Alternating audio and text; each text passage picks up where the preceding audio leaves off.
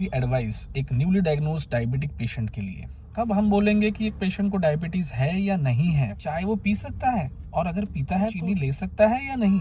Diabetes का patient दवाई कैसे लेगा, और उसको कौन से व्यायाम करने चाहिए? Blood sugar level fasting post meal क्या बार बार चेक कराना जरूरी है? क्या है सलाद का महत्व एक डायबिटिक पेशेंट में? प्रोटीन की मात्रा कितनी? सारे सवालों के जवाबों के लिए नमस्कार, मैं डॉक्टर अभिषेक सांबरे आपका मेरे YouTube चैनल पर स्वागत करता हूं, जिसका नाम है सेहत की बात। आज हमारा जो विषय है वो है कि मेरी क्या सलाह होती है जब भी मेरे पास कोई एक न्यूली डायग्नोस्ड डायबिटिक पेशेंट आता है, यानी जिसे अभी कुछ ही दिनों पहले डायबिटीज डिटेक्ट हुआ है। ऐसे पेशेंट को मेरी क्या सलाह होती है? तो पहले तो हम जानते हैं कि डायबिटीज का डायग्नोसिस किस बिना पर होता है।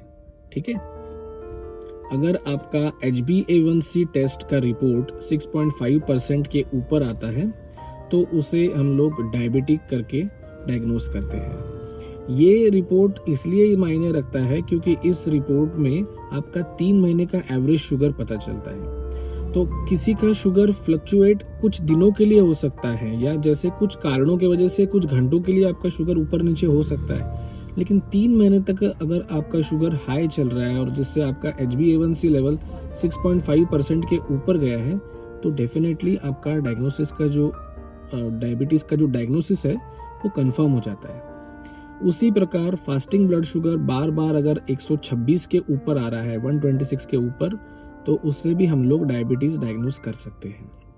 पर ज़्यादा बेहतर डायग्नोस्टिक टूल HbA1c ही रहेगा, जिससे हमको क्लियर कट पता चल जाता है कि आपका sustain level of sugar control कैसा है। सबसे जरूरी तो आप ये बात मान लीजिए कि आपको शुगर या डायबिटीज हो चुका है, और अब इससे मुंह फेरने के बजाय, या फिर इससे मुंह छुपाने के बजाय, या फिर इस बात पे ध्यान देने के बजाय कि मैं टेस्ट भी नहीं करूंगा इसके बाद और मेरे सर पे टेंशन भी नहीं आएगा। कुछ पेशेंट्स का ऐसा कहना होता है कि टेस्ट करने की वजह से हमको शुगर हो गई। अरे, शुगर आपको टेस्ट करने की वजह से नहीं हुई, शुगर आपको थी ही, लेकिन टेस्ट करने की वजह से वो आपको पता चली है कि आपको है। अगर आपको पता चली है तो आपको दवाई लेना बहुत जरूरी है, और अगर अल्टीमेटली आपकी शुगर लो रहती है तो दवाई धीरे धीरे बंद हो जाएगी।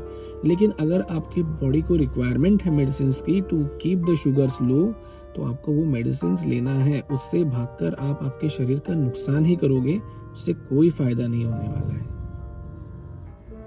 तो अब जब ये पेशेंट डायग्नोसिस हो चुका है कि इसको डायबिटीज है, टाइप 2 डायबिटीज है, तो इसे क्या क्या करना है? सबसे पहली बात, उसे जो भी दी हुई दवाइयाँ है वो बिल्कुल सही खाना है। उसमें उसको कोई भी कोताही बरतनी नहीं है। शुरुआत में ऐसा हो सकता है कि अभी जैसे उसको पता चला है कि मुझे शुगर है, तो वो शायद अब अपना खान पान में काफ़ी सारे रेस्ट्रिक्शंस ले आए। तो उस रेस्ट्रिक्शंस के वजह से कुछ अमाउंट में शुगर तो वैसे ही कम हो जाएंगी, और बची हुई जो शुगर है वो उसकी मेडिसिन से कम होंगी।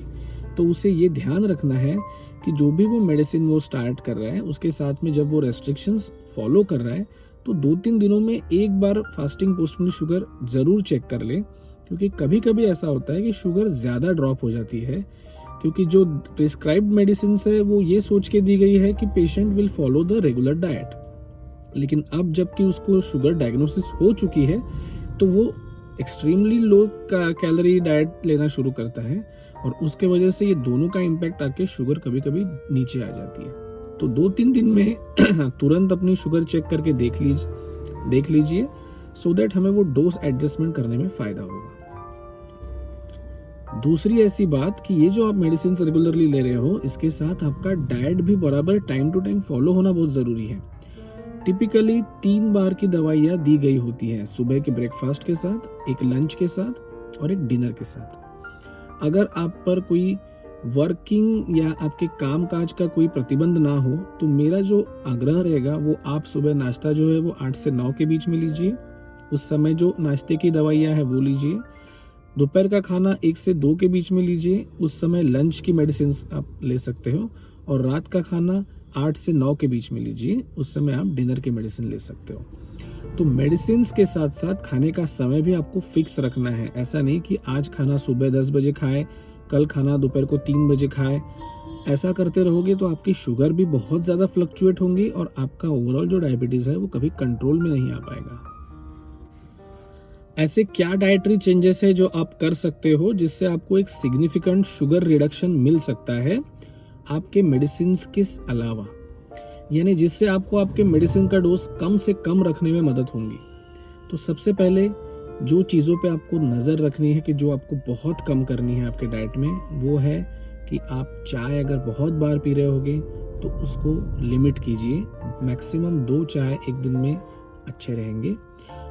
उसको आपको विदाउट शुगर लेना है, आप उसमें शुगर फ्री यूज़ कर सकते हो।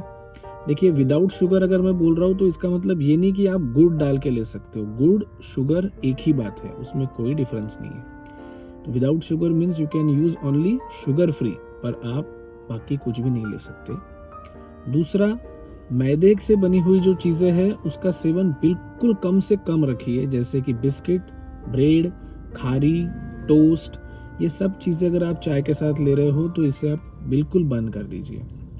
नंबर 3, अगर आप सलाद खाना पसंद नहीं करते हो तो अभी सलाद खाना शुरू कीजिए।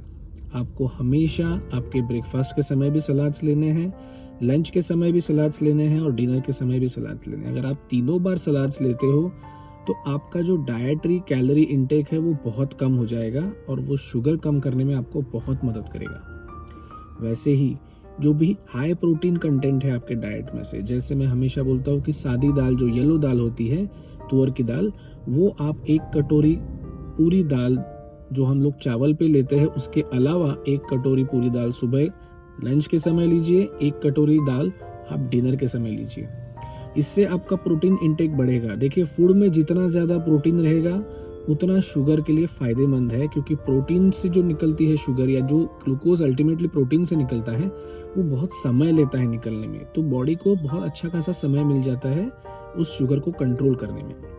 लेकिन जो टिपिकली कार्बोहाइड्रेट वाली शुगर है, जैसे कि रोटी से निकलने वाली या चावल से निकलने वाली शुगर, वो बहुत इजीली और जल्दी निकलने की वजह से शुगर स्पाइक्स आने लगते हैं ब्लड में।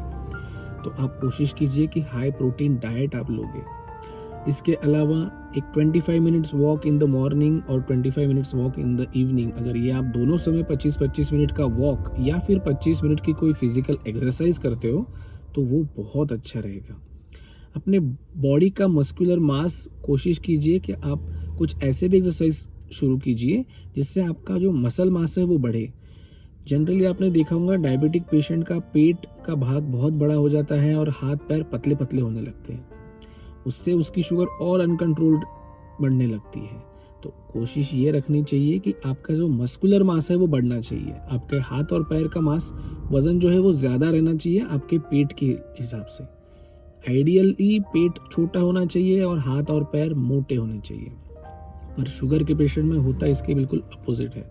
आप कोई छोटी मोटी डंबल वाली एक्सरसाइज भी कर सकते हो, कोई छोटे मोटे घर में करने वाले कुछ व्यायाम कर सकते हो, योगा कर सकते हो, लेकिन कोशिश कीजिए कि अपने आप को एक्टिव रखिए। बार बार सीट से उठिए बैठिए। अगर आप ऑफिस में काम कर रहे हो तो लगातार एक जगह बैठ के काम मत कीजिए, बीच में से उठ जाइए कीजिए, कोई कलीग से मिलने जाइए, जो भी आप कर सकते हो, लेकिन अपने आप को एक्टिव रखिए। और जैसा आपको सभी को पता है, स्वीट्स तो आपको बिल्कुल अवॉइड ही करने हैं। कोशिश कीजिए कि अगर आपसे बिल्कुल रहा नहीं जाता तो स्वीट्स हफ्ते में 1 बार बिल्कुल थोड़ा सा टेस्ट के लिए लीजिए। जब भी आप स्वीट्स खाओगे तो आपको सिर्फ टेस्ट के लिए स्वीट लेना है, आपको उससे पेट नहीं भरना है या आपको मन को तृप्त होने तक स्वीट्स नहीं खाना है। तो वो आपको कोशिश रखनी है कि आपको स्वीट्स बिल्कुल कम से कम रखने हैं। बंद अगर रखते हो तो बहुत अच्छा। ये सब फॉलो करने के बाद और साथ में आपका मेडिसिन लेने के बाद आपको 7-8 दिनों में फास्टिंग पोस्ट मील शुगर चेक करनी है। उससे आपको अंदाज़ा आ जाएगा कि आपका शुगर कंट्रोल कितना अच्छा हो रहा है। और अगर आप ये सारे कंट्रोल्स बहुत स्ट्रिक्टली फॉलो करते हो तो आपके जो मेडिसिन है वो बिल्कुल कम से कम रहेंगे। जितनी मेडिसिन कम रहेगी उतना आपको आगे जाके प्रॉब्लम नहीं आएगा, क्योंकि जब आगे जाके मेडिसिन बढ़ानी पड़ेगी तब ये जो शुरुआत के लोअर डोसेस है ये आपको एक उतना दायरा रखेंगे आपके लिए अवेलेबल कि आपके लिए आगे कोई मेडिसिन ऐड की जाए। आशा करता हूँ कि आज का भी जो ये वीडियो है ये आपके लिए कुछ फायदेमंद रहा होगा, आप इससे कुछ सीखे होंगे। फिर मिलते हैं एक ऐसे ही वीडियो के साथ। धन्यवाद।